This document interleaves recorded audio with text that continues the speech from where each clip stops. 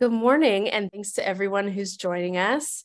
It's still morning for me here on the East Coast of the United States, though I know folks are joining from all over the world. So thank you very much for being here. My name is Emily McCrary Ruiz Esparza. I'm a freelance journalist who covers work, the labor market, women in the workplace for outlets like the BBC. I've written for Courts at Work and Fast Company, and I'm a contributing editor at From Day One. This webinar is brought to you by Attuned, the AI-driven platform that measures intrinsic motivation and psychological safety. Attuned shows companies what really matters to their employees by making visible psychological data that exists around and between people. This allows busy managers to get to know their teams quicker, identify blind spots at a glance, and communicate more effectively, driving engagement, productivity, and innovation, increasing psychological safety, and building happier organizations. So this summer, Attuned asked me to spend some time researching conflict in the workplace and then write about what I found. It resulted in a white paper that we'll share in the chat that you can download there. We don't have to look far in the world for conflict at the moment. There's violence in Gaza and in Ukraine, and there are political battles brewing now, and that will that will be growing ahead of forthcoming elections in the US and in the UK. And there are also divisions in society that seem to have become even more polarized in recent years. Conflict and polarization like this can seep into our relationships as well. We're here to talk about, very hopefully, a solvable form of conflict, which is interpersonal conflict in the workplace. Conflict is always a part of work, and some organizations are good at it, though others are very bad. Something I kept arriving at in my research over the summer is that hierarchy in the workplace makes it particularly hard to disagree, argue, and be honest about differences and disagreements. So we've assembled 3 experts in the field of workplace conflict and collaboration to learn more about how formal and informal hierarchy in the workplace affects the way conflict starts, spreads, recedes, gets resolved, or is pushed underground. Is it possible for leaders and managers to engage with their subordinates in an egalitarian way?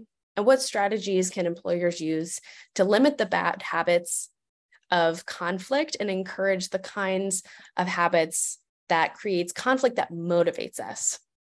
To begin, I'll have our panelists introduce themselves and what they do. Some of them are researchers, other of them practice with clients. Their clients are workplaces. So we've got a nice range of points of view and opinions that we'll hear from today. Let's hear from Taya Cohen first. Please introduce yourself and welcome. Hi, wonderful to be here. Thank you. I'm Taya Cohen. I'm a professor of organizational behavior and business ethics at Carnegie Mellon University's Tepper School of Business. Here, I co-direct the Collaboration and Conflict Research Lab. Outside of Carnegie Mellon, I'm a recent past president of the International Association for Conflict Management, which we have another esteemed guest, Jessica Jameson, who's also past president of that organization. I do research on honesty, moral character, in negotiations and other situations like giving feedback where it's difficult to be honest. And I'm looking forward to our discussion today. Welcome. Happy to have you. Jessica. Thanks. And thank you, Taya, for that shout out. I am Jessica Jameson. I am a professor and the head of the Department of Communication at North Carolina State University. When I do research, I spend time looking at organizational conflict, and really interested in exactly the topic that we are talking about today. How do leaders and employees manage conflict with each other, and what are some of the obstacles, and how do we help overcome that? I also look really closely at mediation and third-party intervention as approaches to help with that. Welcome. Happy to have you, Jessica. And last but not least, Julie. Hi, I'm Julie Pham. I am the CEO and founder of Curiosity Based. We are an organizational development firm based here in Seattle, and we help people practice curiosity in the world, starting in the workplace, because that is where we spend most of our waking hours. And we find that how you feel about work is going to affect how you interact and feel at home. So that's why we think it's so important. And we work with a variety of clients, a lot of government, nonprofits, and also the private sector. And I have a book on respect. That's actually my research area, how we can agree what respect feels like, and yet we disagree on what it looks like. And we just help people approach things with curiosity. Thanks, Julie. Welcome to all of you. This is going to be really fun. I got the chance to speak with all of you before. Each one of you has a different perspective. You've all done different research and you have a different area of practice, even though you all think about conflict all the time. So we'll start here. Jessica, what misconceptions do leaders have about their role in conflict in the workplace? Well, what I have learned is that many leaders think that that the best leadership is empowering your employees to resolve conflict on their own. And so oftentimes leaders will sort of bow out and not recognize that they're actually really needed. And one of the reasons that happens, quite frankly, is because a lot of supervisors and managers don't have the skills to manage conflict. It's not a required part. Like, you become a manager and someone sends you to conflict training. I wish that would happen, right? But so what I have found that the flip side of that is that employees won't go to their manager if they have a conflict because they feel like they're perceived as immature, like you can't handle this conflict on your own. And there's this fear that they're going to be marked as someone who, doesn't handle their stuff, or it's going to, if they do go to someone, it's going to end up in my personnel record. So what ends up happening is exactly what you said at the outset. The conflict goes underground where it simmers or it escalates. And it's not until a crisis, or maybe it's not as bad as a crisis, but it's not until something bad happens that the manager then has to step in and try to figure out how to clean up the mess. So I really think, the managers need to recognize their role, not necessarily solving the problem, because they may not be able to solve the problem, but in listening and engaging and being curious, right, about what's going on here. What are the underlying issues, and how can we work collaboratively to make it work rather than letting it go underground? What are some characteristics of managers who are really aware of their role, a really good purpose, their role in conflict resolution or management among their direct reports? Yeah, I think the main thing again is listening, like that, that you've got to be willing to listen. And I think even going back to curiosity, being non-judgmental, right? The problem is oftentimes as a manager, you hear the first, sentence and you think you know what the problem is and you come up with a solution. And the worst case scenario is the manager who thinks they're solving the problem. And so they say, here's what we're going to do. And it doesn't actually solve the underlying problem, right? So your question was, what does it look like when people do it well? They really listen. They take the time to ask questions, be curious, figure out what are really the underlying issues here. Is there something going on with another employee? Is there a need that this person has? Maybe it's a need for recognition. Right. They want to be acknowledged, they feel like they're not being listened to. Right. So if you listen, you can figure out what is really, what is it stemming from? What is the underlying cause of the conflict? So those are, I think, the leaders who do a good job either do that on their own or they know where to refer people to. Right. At NC State, we have an ombuds, for example. So, one thing you can do is say, you need to go talk to the ombuds and see what your options are. Right. But recognizing that as a leader, you have to do something, you have to take action, because if you don't, your employees will figure it out and they'll be talking about that instead of doing their jobs. They'll be talking about why isn't Jameson doing anything to resolve this? Because it's going to spread and it's going to affect the whole workplace. More than likely. I'm on mute. Julie, you mentioned earlier that you've written about respect and that people often agree what it looks like, but feels like, but not what it looks like. What it feels like. So we can agree that respect feels being seen, being heard, being appreciated. And yet what we disagree about is, what does it look like? Do you want to be CC'd on an email or not? Do you want Right. unsolicited feedback or not? Right. And some people, why didn't they give me that feedback? And then other people, that would be rude. Why would I do that?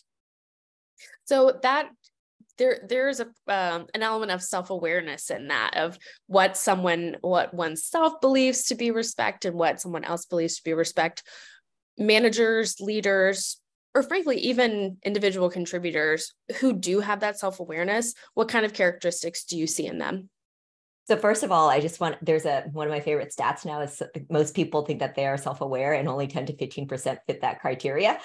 So there's actually a huge gap. And I actually, self-awareness is something we have to practice constantly. So it's not like we get to this state and we're constantly self-aware. There are times I'm like, oh, I'm not self-aware. So, but Emily, your question, what are the characteristics of people who are self-aware, is the ability to even, rather than saying, hey, I was wronged or I was disrespected, is why do I feel disrespected?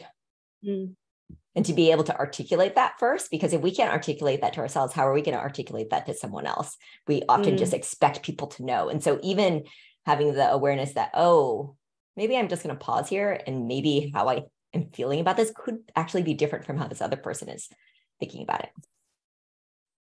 Taya, you studied honesty, as you mentioned earlier. Something that will be difficult for most people is being very honest with their manager or other superior in the midst of conflict. Jessica mentioned this earlier. People don't feel comfortable going to their manager because it's going to look like a weakness, or they're the problem, they're the drama.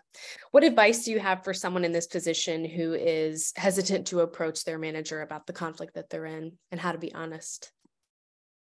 I think we often overestimate the magnitude of harm with honesty. We think the other side is not going to respond well. They're going to not like what we have to say. It's going to be awkward. We focus a lot on the short term and the difficulties or awkwardness, and we neglect to consider the value of the truthful information that we can share. And we also kind of think that has to be this tension between honesty and kindness or benevolence. We think that if we're going to be honest, it has to be brutal honesty and, say things in a way that's disrespectful or rude. Or on the alternative, we think we can't be honest and we have to just offer false praise or, false kindness, false hope. And I think there's an alternative. We can think of it as a more integrative approach where we're being truthful and useful, but also communicating in a way that's respectful, through some of what Julie and Jessica shared about approaching conversations with curiosity and openness and some self-awareness, humility.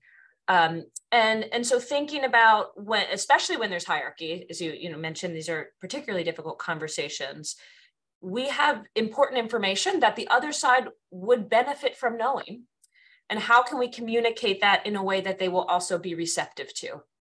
And one of the biggest insights I've learned from my research in this area is that we have these mispredictions and we're often wrong. We're not good at anticipating how these conversations will go. And actually, the honesty is often received much better than we expect. But what happens is people are anticipating it's going to be so bad, and they're not really thinking about how this could actually help the relationship and build trust. And so what happens is people often avoid the conversations, or they communicate kind of opaquely or vaguely, where they're a little bit honest, but they don't fully disclose what they mean. And then each side walks away kind of, with some misunderstandings, or worse. So when there's an organization, go ahead, Jessica.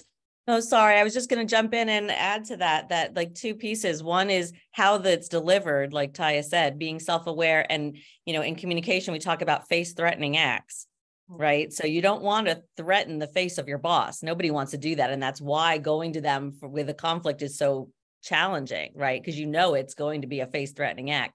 So how can we soften that? What can we do to, right? And that's where, acknowledging comes in. You can meta communicate, right? You can say, I need to tell you something and I feel awkward about it. And, you can acknowledge that the good work they do, or acknowledge that this probably wasn't their intent or whatever, right? But then, so that's one piece of it. But also, I really want to point out how incumbent it is on the managers to create a climate where people feel safe in doing that. Because a lot of the reasons why people won't say something is that someone's been punished in some way in the past when they have spoken out. And if that's the kind of climate that you've created, then no one's ever going to give you any negative feedback, and that's going to be a problem. So sorry, I thought what Taya said was perfect. I love that, and I love this idea of this face threatening and how big a concern, and also to emphasize the point that we can think of honesty and in these situations, there's a joint responsibility between each party. And Jessica pointed this out in her comments, right? We have the perspective of the communicator, or here the employee who wants to, or feels compelled to kind of share some difficult information. And there's ways in which we can communicate so that our message is received better. But then there's the responsibility of the listener or the target of that communication to create the climate of psychological safety, which has been mentioned, to show that they are receptive and open-minded and willing to update their beliefs. And I think it's very often the case where you might get a manager or sort of a leader who's saying, oh, people can tell me anything. And, we have this great culture, but then, what is felt by the employees or what they might observe is not necessarily in line with that. Yeah, I'm curious to know from, in any of you, Jessica, you mentioned avoiding an environment where people are punished for being honest or forthcoming with issues that are going on. Taya, you mentioned some too. What are practical ways? What are behaviors of managers who make it psychologically safe to say, we're having an issue, I'm not getting along with Sally, frankly, I don't even like working with her? What do those managers do that make people comfortable saying those things? Jessica, I'm going to throw this one to you first. Oh, okay. I would say, again, I think listening with non-judgment, right? And listen and being able to ask follow-up questions, and letting people know that, this is really hard and you appreciate them coming to you. Like, that's something I do a lot, because a lot of times I'll have, faculty or students coming to me with, something that they're nervous about saying. And I'll start by saying, I appreciate you sharing this with me, and that sets the tone that I'm not going to respond negatively as they might have feared. And what's important, I think, is that word spreads, right? Because then they'll tell other people, well, Jessica is someone you can go to. So that's the first thing that comes to my mind. I want to build on something Jessica mentioned earlier, in what ways managers can handle these conversations around conflict productively. And I think managers are often used to solving problems. So we sometimes say managers think and act like managers, meaning problem solving, as opposed to mediators. And Jessica can speak a lot about this as well. But when we think of mediators, it's people trying to empower others to solve their problems, right? By listening, by reframing, refocusing, asking questions, approaching the situation with curiosity and open-mindedness, as opposed to being judgmental, right? Some of the themes we've talked about. And I think when managers do this well, especially in a situation where the conflict is not directly about them, but it's about others, they're really empowering their employees to face these situations, address them, think about them in ways that might be different. Because if the manager has to solve all the, the problems between people, that's not really sustainable and may lead to a situation where, that's not conducive to psychological safety, because one side or the other might not feel like they've been heard or that the problem's actually been solved. Maybe they feel the manager has favored someone else rather than them. And so thinking about what are the different behaviors the managers can do through these conversations to empower others to and feel supported to kind of manage these conflicts themselves, but with support. So. Yeah, I definitely think that the manager empowering, I think about triangulation, right? There's this the perpetrator, the victim, and the savior, and how does the manager help empower the person who's feeling like the victim to be, hey, no, this is how you can have that conversation. I think another thing is just bringing that out in the open rather than having all of these one-on-one conversations that are then being heard differently by everyone else. But because one thing I know is different people hear the same content differently, and so to be able to talk about that openly is also really important, because then it says we're not going to gossip here. We're going to actually have this conversation. There is conflict that's happening, so let's talk about this. And actually, Taya, you said something earlier about the giving feedback, and I just last week, actually, I was taking a client through giving feedback, and one of the first things we did was we polled people on why, what makes you hesitate to give feedback, and unanimously is I'm afraid of offending someone else. And so everyone just seeing that, and it's just like everyone is afraid of that. Let's talk about the emotions around it.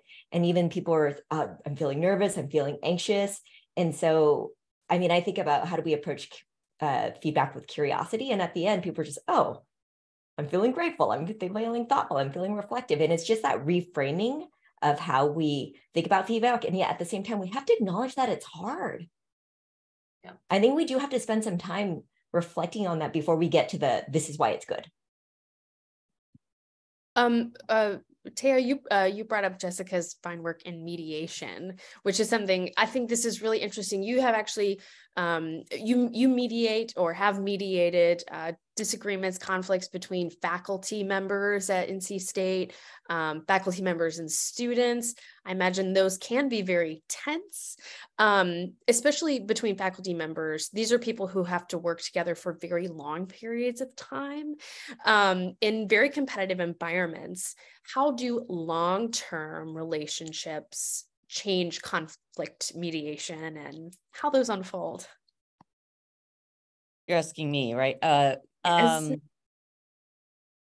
Long-term relationships, can either, like anything, right? They can either help or they can hurt, right? It depends a lot on the previous communication and the previous existing relationship, right? Obviously, if you have had a difficult history with someone, then it becomes really tricky. The length of the relationship makes it harder because we have assumptions about the other person that are really hard to change. So the conflict in some ways has become sort of intractable, we might say, right? It's really resistant to resolution because the parties assume that they know someone else's motivations and why they're acting the way they are, right? That assume is the problem, right? They're not being curious anymore. They're not willing to ask the questions because they think they know what the other person is doing. And so that's a real problem because when that rigidification has set in and people aren't even listening anymore.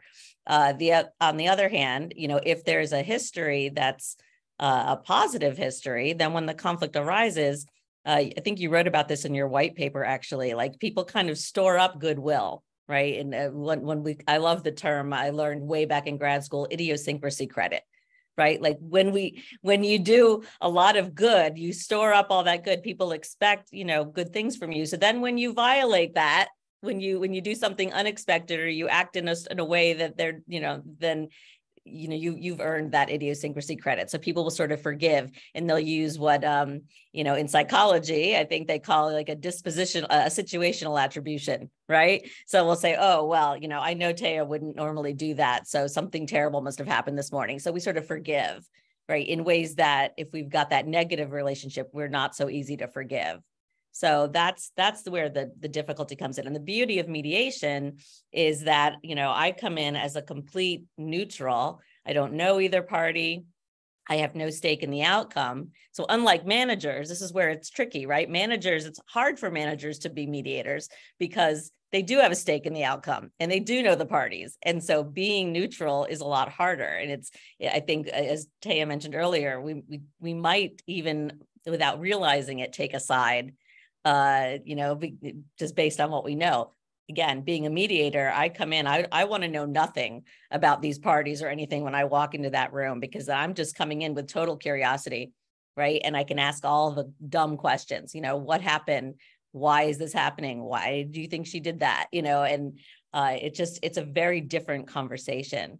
So I have had success even with faculty who have had long relationships. I did one of my very first ones was a department head and a faculty member, and the department head just made assumptions about why a faculty member was acting a certain way. And when the faculty member told their story, it was perhaps the first time the department head had heard it, right? You listen differently when there's a third party in the room and you're given like rules, like you can't interrupt, right? You'll have your turn. And I just remember this light bulb moment where the department head said, wow, I had no idea you were experiencing that. And the complete tenor of the conversation changed and they came to agreement. I mean, it wasn't like that. I think it still took us 3 sessions to hammer out all the details, but their relationship and the way they interacted was completely different from when they first walked into the room. I was going to ask, how does that practically work? So typically you're putting both parties or the number of parties in conflict in the room together at the same time to discuss the issue.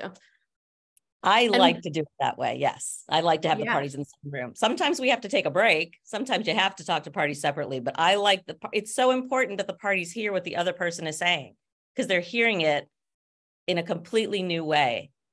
because they're, it's, yeah.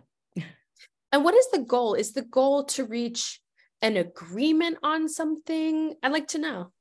Yeah, the goal is for the parties to reach an agreement on their own, right? So you start off with with each party telling their story, what brought them here. And then oftentimes, again, the other party is hearing some things for the first time.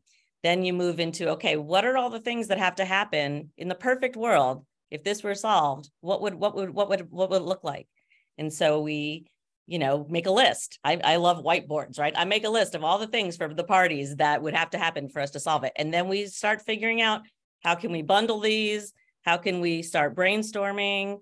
And I'm making it sound much smoother than it often is, right? I've had people storm out of the room, and I've had to go chase them down and pull them back. So, but that's the basic process, is that hopefully you've brainstormed, and then eventually the parties will come to a solution that they're both comfortable with. I mean, and I don't want to say that it happens 100% of the time. I mean, it doesn't. Sometimes parties are stuck and they're not going to change, but it's really quite a beautiful experience when it goes well.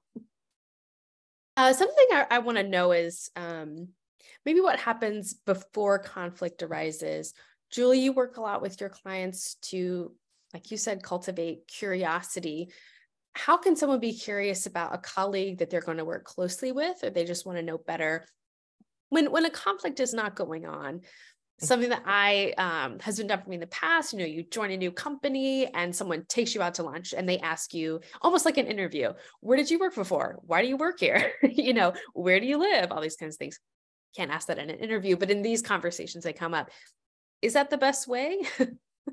So first, actually, I want to talk about curiosity, and that usually we describe it as a trait. It's just something that you have or you don't have. And I actually like to think of curiosity as a practice. It's something that we do. And there are times when we don't want to do it. And that these elements of practicing curiosity, there are three elements: self-awareness, relationship building, and clear communication. So that relationship building part, Emily, is what you're getting at. And so in that, there's inward curiosity, asking myself questions, and then there's outward curiosity, learning about others. And so it's not just go to the lunch and ask them a whole bunch of questions. It's also go to lunch, ask them a whole bunch of questions, and share about me too.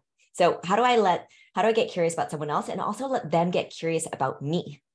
Because when I let them get curious about me, their reactions, their interpretations will also help me learn something too. And that back and forth, that's reciprocity.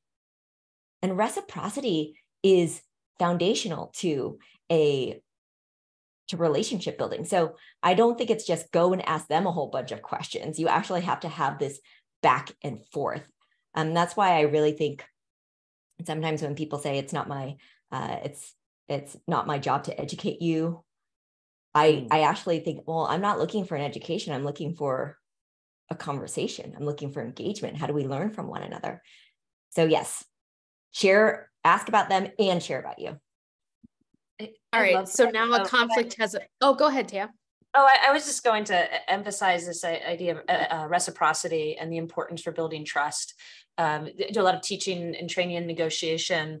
And one of the big challenges, like, how do you build trust with another party? And so I love hearing Julie describe this, because sort of the key message is you share a little bit about yourself, your interest, priorities, you ask questions, and then through that reciprocity, the other side hopefully does the same. And so that's how we build trust. It's how we build relationships.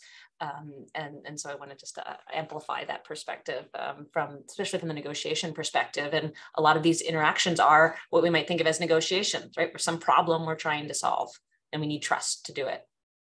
Can I throw one more strategy out there? Yes, please do. Sorry. I mean, social media gets a lot of negative commentary, especially when it comes to conflict, because we know social media can really fuel it.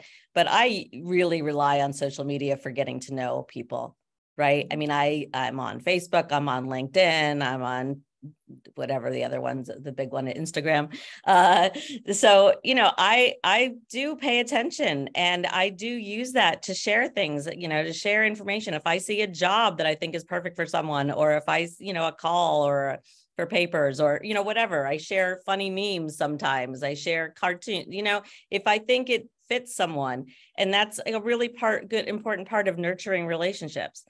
right? I mean, I really rely heavily. And then of course you do also want to go to lunch with people. You want to see people face to face, but then you also, it gives you something to talk about, gives you oh, I saw you went to Aspen, and then that's also where that reciprocity comes into play, right? So it's not just, asking someone a bunch of questions, but having some context and background. So I just wanted to do a quick plug for social media, because I think it is great for that, especially LinkedIn, I would say, is probably, and certainly in the business world. Sure, it certainly following all of you on LinkedIn. Yeah. I think reciprocity, I imagine, can be difficult for a lot of people. I'll speak for myself.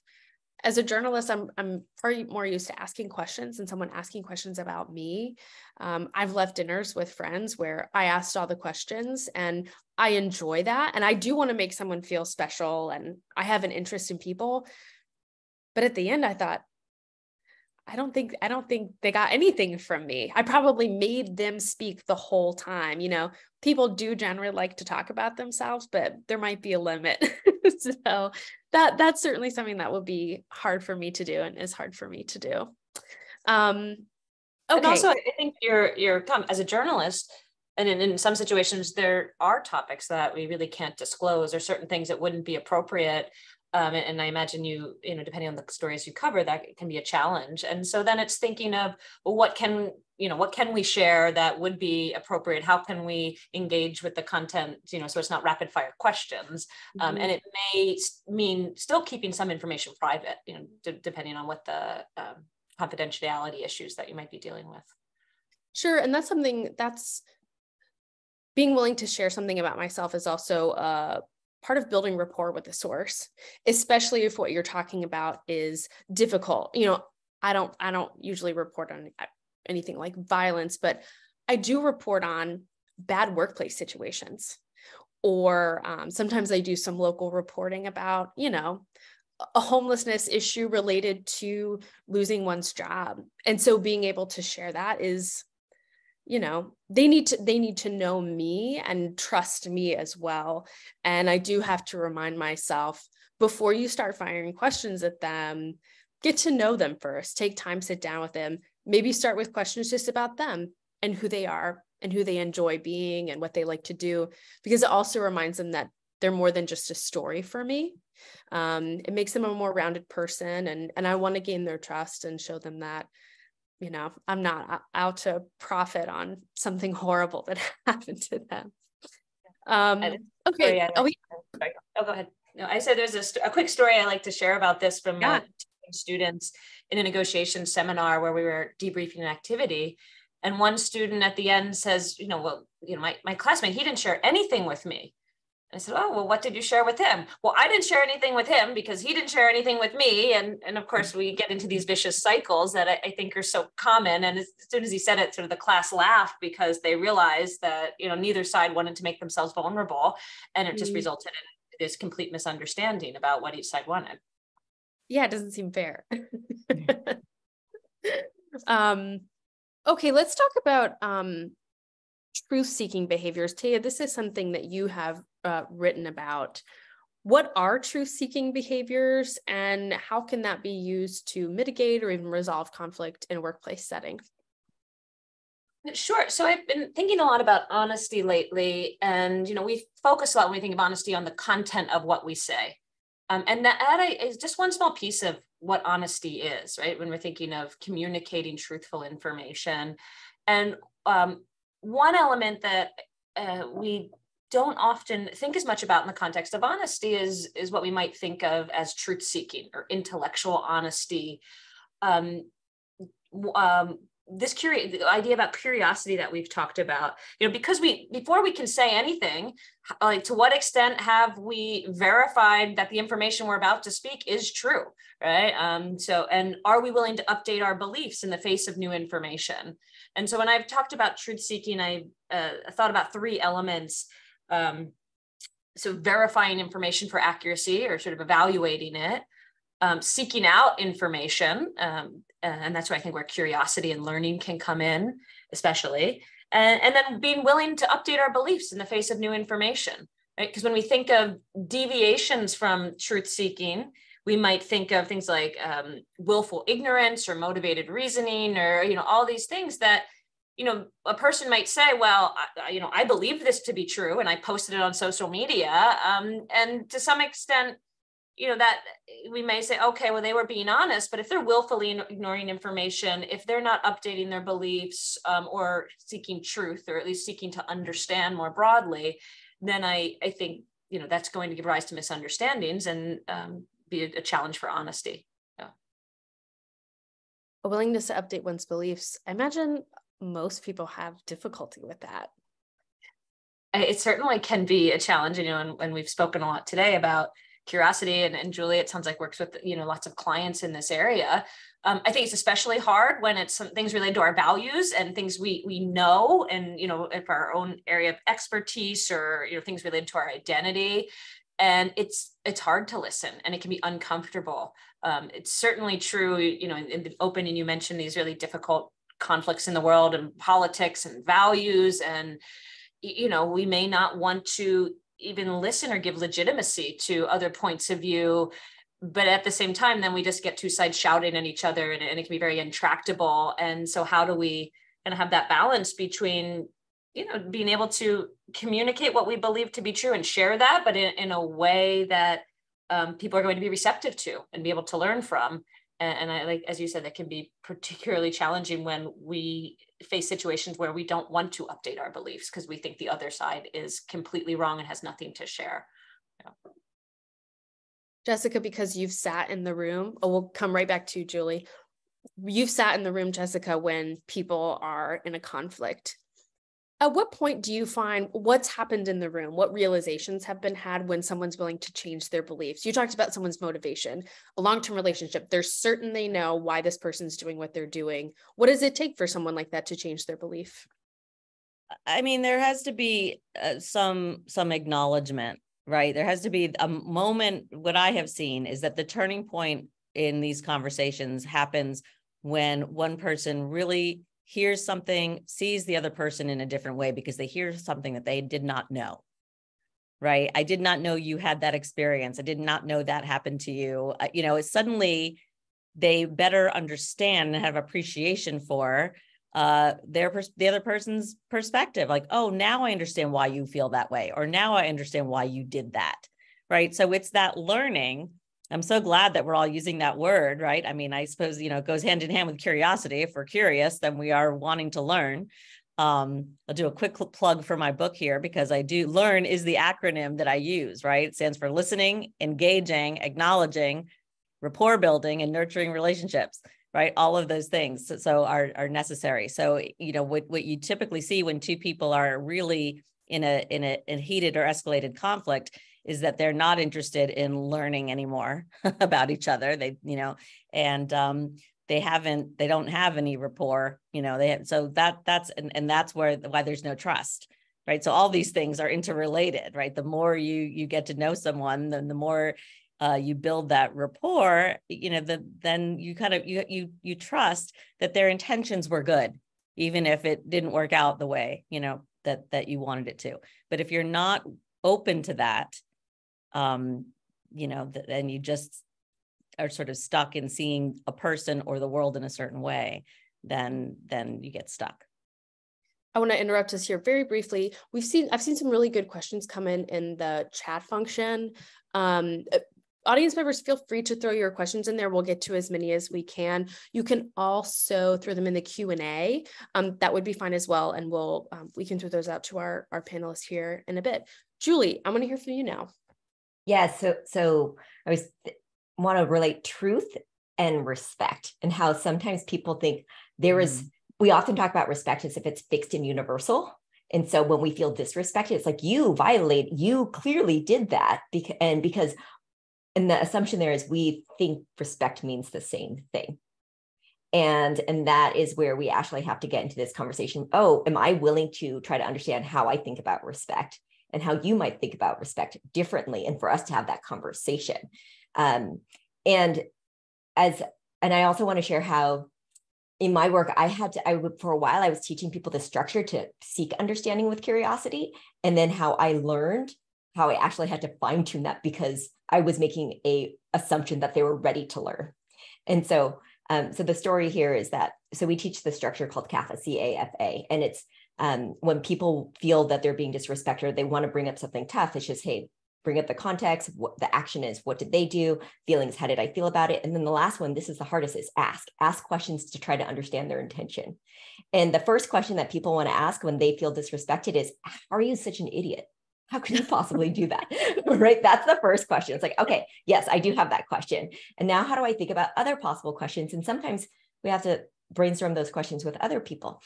The thing is, as I was doing this with clients, I realized some clients, some organizations really struggled with this ask part, because they were just, why do I have to ask when I know why they did what they did? You know, I mean, I know they did that because of this. That feels passive. That feels, and so I realized I had to build in the step and get them to ask two questions. So it's just, before we can go into the structure, I need you to ask yourself two questions. And the first is, as you're thinking about this conversation, do I want them to learn from me? Yeah. Second question is, am I willing to learn from them? And that second question slows people down. Yes. And it's just, oh, I don't know if I am willing. And then that's when I say, it's okay if you're not ready to have that conversation with them. If you're not willing to learn from them yet, don't enter that conversation, because they can tell. We can always tell when someone's not willing to learn from us or listen to us. So, I mean, that was my own learning of I realized I was taking curiosity for granted. And I just thought, oh, I just need to teach the structure and then we'll brainstorm questions. And no, there's actually this pause we have to take, and practicing this inward curiosity to see, am I actually even willing to enter this conversation yet? Because if I'm not, then it will actually harm the relationship more for me to rush into it. I like those two questions that you asked, Julie. Do they want them to learn from me? Am I willing to learn from them? I remember in the last government shutdown, I heard this very good NPR report about the two sides and how it became very clear that when compromise was put on the table, the intention was that the other side would be doing the compromising. Everyone feels like compromises, they need to give me something. My position is completely right and completely just. I don't need to explain myself. I'm right. And how we tend to think about compromises as something that someone else does. Feels better that way, right? Julie, I want to ask you about hierarchy. As I was doing my research over the summer, something that I kept coming up against was that hierarchy in the workplace complicates conflict, complicates our ability to be honest and frank, even curious with each other and ourselves.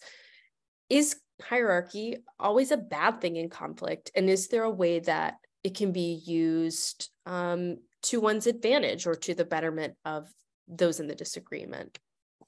So just hierarchy is the different roles in a company and different levels of responsibility and understanding that. So I actually don't think hierarchy is bad. I think of it as it's adding clarity.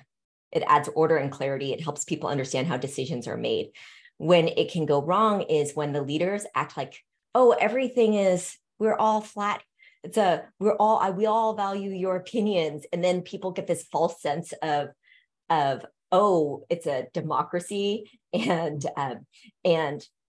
I get to my what I want will be what is decided. And I actually think that that's where hierarchy can go wrong if we act as if it doesn't exist. And so a lot of times people just want clarity from their leadership about why decisions are made, and just because you didn't get what you want doesn't mean you weren't heard. And just because you didn't get what you want doesn't mean you weren't heard. And yet, how do leaders? The contention actually isn't with the order itself; it's with how do people feel about their leadership, or how are feedback loops being.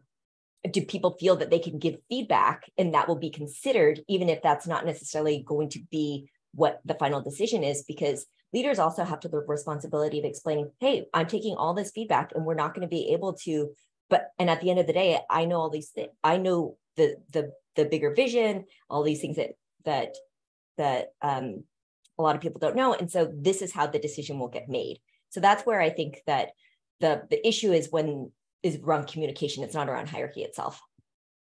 And I want to build on that, and going back to an earlier point, why people don't speak up, or whether it's feedback or other kinds of information. And I think a big reason is people don't feel like anyone will do anything about it. And you mentioned, Julie, about kind of closing these feedback loops, or sort of acknowledging. So we, even if the manager or the upper management isn't going to implement exactly the thing that the person suggested, but acknowledging, how that affected the decision making, or sort of how that was incorporated into the discussions.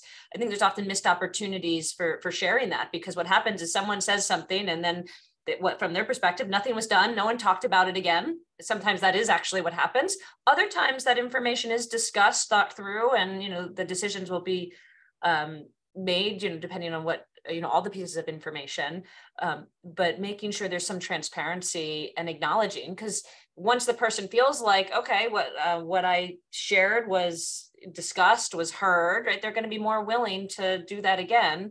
But too often people speak, they don't feel like anyone cared, and then they're not going to do that again in the future. Can I throw out one more thing? Yeah. Just one more thing on hierarchy is that if you're, a really good networker, and if you have, good relationships with lots of people in your organization, another, value is of those networks is going to someone who's higher in the hierarchy just to get more information. And I'm not suggesting going over someone's head, because that's not a good idea. And I don't advocate for that unless we're talking about a serious like human rights violation, or, but I'm thinking about, let's say the conflict is with your supervisor, which somebody asked about in a Q&A section, right?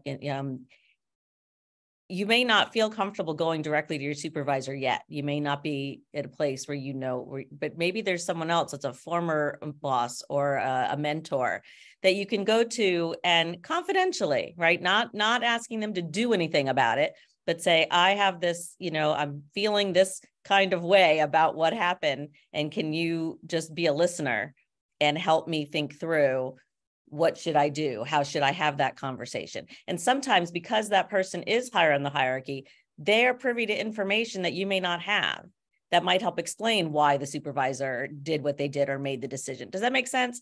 So in other words, I think sometimes, again, if you really are good at, networking, and you've got those mentors, it's okay to go to people as sounding boards, right? Again, not going with the intent of getting someone in trouble or saying, that's not what I'm talking about. I'm not talking about being manipulative. I'm talking about having an opportunity to share. Again, if you've got an ombuds, the ombuds is great for that. Another shout out to the ombuds out there.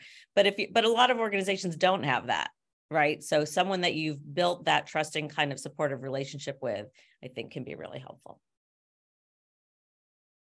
Julie, when you and I had the chance to speak before, you mentioned to me the perception of hierarchies in different cultures, and that this is something that you grew up with and that you see in your work. Tell us more about that.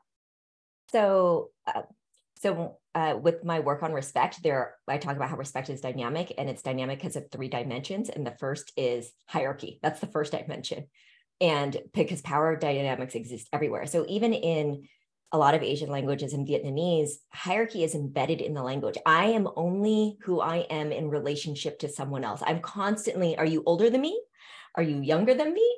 Are you my oldest? Are you my father's youngest sister or oldest sister? Right? So for me, I'm constantly, I am who I am in relationship to other people. And so when we think about a workplace, people are coming in with different expectations of hierarchy, and we can assume, some people are like, hierarchy's bad, and other people like, it's just order. And so just being even aware of that. And I just want to elevate something in the comment that Nadia Morales points out about, power distance, and different cultures have different realities and ways of seeing, high power distance. And that can make it, more challenging or less challenging. But I do want to point out that certainly is an issue. For those of us who don't know, myself included, what is power distance? Oh. I'm my communication background in this, and this is it just would suggest that it's how strongly people feel those differences in power in the hierarchy. So in some cultures, you would, and I'm gonna I don't want to get this wrong, so I don't want to make any assumptions that are not true. But in some cultures, if someone is your boss, you may not, think that you have any right to give them feedback. I guess the easiest example would be I have many students who will not call me Jessica, right? They will always call me Dr. Jameson, even if they are doctoral students who I generally see as equals. They can't do it, right? Because they come from a culture of high power distance. And so it does change the dynamic. It changes, the communication. Folks who have a lower power distance, I've got undergraduate students who feel very comfortable calling me Jessica, right? They just come from a different place and different view of the world and their place in it. I tend to be okay in both those situations, but not everybody is. And so that's another piece you have to kind of be aware of, right? You have to be self-aware, know your own assumptions, but also hopefully know where the other person is coming from. So I'm not going to get offended when the student calls me Dr. Jameson, right? Because I understand that that's what their comfort level is. I hope that explained it. Took me a minute. And just building on that, I would say we think of these as these cultural values in terms of people's comfort or the value of hierarchy versus flatter, more egalitarian structures. And it speaks to how do we address people? And some cultures there is more of a value on differentiation along hierarchical ranks. Sometimes along age, status, other characteristics, and that can be incredibly helpful for societies to function, for people to function. I mean, we think of this in work and teams. If everyone is sort of the same and everyone has an equal vote, then what happens if there's disagreement? It's hard to coordinate. It's hard to move forward. You can think of like startups and equity. Often advice there is not to have an equal split, because what happens when you disagree? And sort of the same thing in societies as well. What is our comfort with hierarchy versus do we want things to be completely flat? And in societies and cultures, organizations really differ on this, right? Some organizations, it's very hierarchical and clear formal structures. Others, there's more of a culture and structures that are flatter. And there can be advantages depending on the kind of work we're doing. But, it also can these mismatches too, right? Especially if you have people from different cultures or different expectations, what happens when one side wants more hierarchy and one less, right? There can certainly be challenges that arise. Power distance makes me think of, oh, go ahead, Julie. No, I was just thinking with, there can also be this danger of thinking that the leader is going to make all of the decisions, which can absolve us of responsibility too. Yeah. And in a culture, it's not just the leader who sets the culture. The leaders do have a big influence, and yet peers with one another. I think about Mean Girls. I think about the analogy I like to use is just grade school and high school. And the teacher can say, hey, we want all of these things, do all of these things. I'm modeling it. And then there are bullies. And then there are the kids who just don't want to be bullied. And then there are and how many people are actually going to stand up against the bullies. And that happens in the workplace as well. Bullies like that can certainly create a very toxic environment. When that goes south quickly, kind of stays there. I've worked in environments where things just became sour. And by the end of it meaning when I left, it's the end to me, no one liked each other. I dreaded meetings. I dreaded phone calls. I dreaded projects and sign-offs and approvals. What does someone do when that's the environment that they work in? Is it fixable? I don't know. I would just leave. Jessica, what do you think? Well, I love what Julie said about it. It is everyone's responsibility. Like organizational cultures don't just magically appear. I mean, it's true that we enter an organization and it has a culture in place, but we can influence it. And that's really kind of the main perspective that my book comes from, is everybody, whether you're a manager or whether you're, any kind of employee, your behavior either reinforces the culture or it can resist it and it can start to change it. So if you have bullies, from the management point of view, the manager has to ask themselves, what am I doing that's allowing this to happen, right? Managers shouldn't be allowing that. And not that you can control people necessarily, but you should be creating an environment where that behavior is not tolerated and it's violating an expectation, and people are okay talking about that. So I think when that kind of environment exists, as a leader, you have to really be able to ask yourself some really tough questions. What am I letting people get away with? Sorry, I'm using a lot of air quotes, I noticed today. Really thinking about how is my behavior, how is my response to things that are happening perpetuating this, and figuring out how to fix that. And then, the same token, I think employees need to ask themselves that question, right? Everyone needs to ask themselves, what am I doing that is allowing this person to continue to treat me this way, right? Mm-hmm. And, I think as a leader, what I did when I became head a few years ago, and this was not a toxic culture by any stretch. We were in a very good place, but I felt like I wanted to create a certain kind of climate. And so I put that vision out there. Here's what I want. Right. And we talked about it. Of course, we're faculty, so we talk about everything. Right. So what kind of culture do we want? What is that going to look like? And how do we all contribute to making sure that happens? But you have to be able, as a leader, you have to be able to define that. You have to be able to put that out there and share that vision and hope that you can get buy-in, and then figure out the behaviors that will reinforce that climate, because it is, it is communication that creates that culture. And I'd say it's not just saying it, it's modeling it. Yes. It's modeling it. So it's modeling, I'm a learner too. I don't know the answers. This isn't a learning organization. How do people encourage admitting when we don't know, asking questions? One of my favorite stats now is 70% of people feel barriers asking questions at work. And yet curiosity is in so many people's vision and mission statement. We have a good question. We don't have a lot of time, but we have a good question from the comments from Roy. Per Julie's 2 questions, I think it's, do I want them to learn from me? Am I willing to learn from them?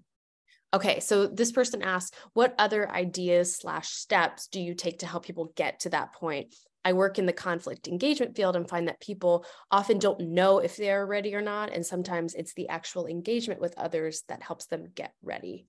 Absolutely. Talking to other people, because when I'm feeling bad about someone else, to go to someone and say, how else can I be thinking about this? Which is different from, I need soothing. I need validation. It's actually just, no, I'm kind of stuck in how I'm thinking about this. Can you help me see it another way? So I think talking it through is really helpful. I think we'll maybe be able to get to this one. Helen asks, what advice do you have for when the conflict is with management leadership? So I guess, a subordinate really having a problem with a manager and vice versa. Jessica, would you jump in on this one? Well, again, I think it really depends a lot on the relationship that you have with your supervisor, your history of communication, what the issue is. I mean, there's so many different aspects to this. I would, in the perfect world, you'd be able to go directly to the supervisor and say, you did this and it really bothered me, and here's why. I have had this happen to me recently, right? Where faculty have come to me and said that, and I've gone, wow, okay, I've got it, but I've got to be a person who can hear that and accept it and not get defensive and angry. And that's really hard. And, so, if you don't have a manager for whom you have that kind of relationship, or you think that's likely to happen, then you might do what I suggested a little while ago and go to someone else that you can talk to. I think Taya has another perspective on this too, though, because it comes back to what you were saying earlier. Taya, do you want to jump in about how managers, how it's not as bad? It's often not as bad as you think it's going to be. I love that you said earlier. Well, that's right. We have these mispredictions, and we think there's this tension, but sometimes there really is challenges. One framework that I find really helpful here is called issue selling. It comes from Professor Susan Ashford and James Dietert, and they outline these different steps people can take to influence. And this is, related to influence. And, some of the most important ones, tailoring your pitch, framing the issue, but, those ideas of taking their perspective. What is this person going to be receptive to? Why is this information that I'm bringing useful and helpful for them to meet their goals? How do I kind of frame my communication so that they'll be able to see how it could be valuable for their goals? And, as well as other things like managing emotions. And as Jessica highlighted, sometimes you need to enlist allies. And thinking about who would this person be receptive to, and so all of this, there's different ways depending on the information you want to share. But I think there is a path, much more so than we often believe, about communicating honestly, even in difficult conversations, but doing so in a way that people feel respected, that they will want to hear what we have to say, because ultimately, hopefully the reason we are sharing information, to go to Julie's points, is that we hope they will learn from us. So how do we communicate in a way that makes it easy for them to hear that message and to learn? And then sometimes, especially when it's things we care a lot about, it can be hard because we just want to communicate what we believe to be true without much thought about, will the other person be able to hear me and be able to learn from this? This has been the best use of an hour I have had in a very long time. So I appreciate all three of you so much, Julie, Jessica, and Taya. Thank you so much for being here and being so willing to share. And so this has just been great. I've had a great time.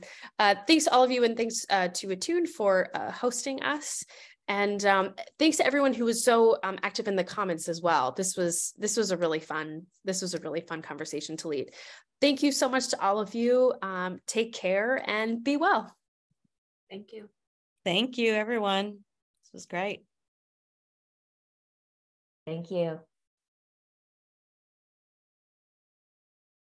All right.